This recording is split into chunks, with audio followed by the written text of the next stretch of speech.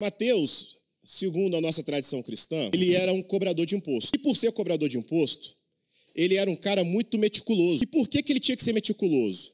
Porque ele lidava simplesmente com o Império Romano. Se você errar, o quê? Creu. Você era morto, porque não dava para você errar com o Império Romano. E ainda tinha um problema.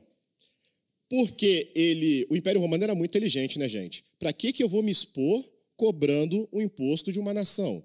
Eu faço com que pessoas da própria nação cobrem imposto. E eu me livro um pouco dessa responsabilidade ou dessa opressão em que eu preciso para poder financiar o meu império. Que é a contrapartida, aqueles que cobravam imposto em nome do Império Romano eram vistos como traidores lá pelos judeus. Então, esses cobradores de impostos, eles eram muito mal vistos. Tanto que quando Jesus vai comer na casa de Mateus, os fariseus criticam, os saduceus criticam, todo mundo critica e fala assim, mas peraí, ele come lá na casa dos publicanos, como é que ele pode ser santo se ele come com publicanos? Então, esse é Mateus. E é muito possível que Mateus tenha escrito o seu texto em hebraico e aramaico. Aí você fala, por quê?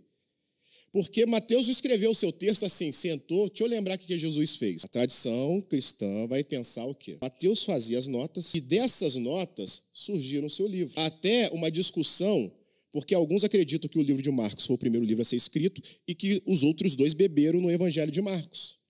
Mas existe uma discussão teológica legal que diz o seguinte, que de acordo com os textos de Mateus, e por Mateus ter sido discípulo direto de Cristo e não Marcos, o texto de Mateus ele chega a ser anterior ao escrito de Marcos.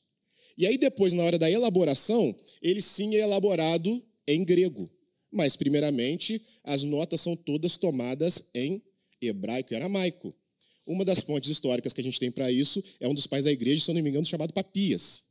Então ele vai dizer que o livro de Mateus foi escrito por Mateus, o apóstolo, porque hoje existe uma teoria na história, e isso entrou também nas outras ciências humanas, que é a teoria do negacionismo.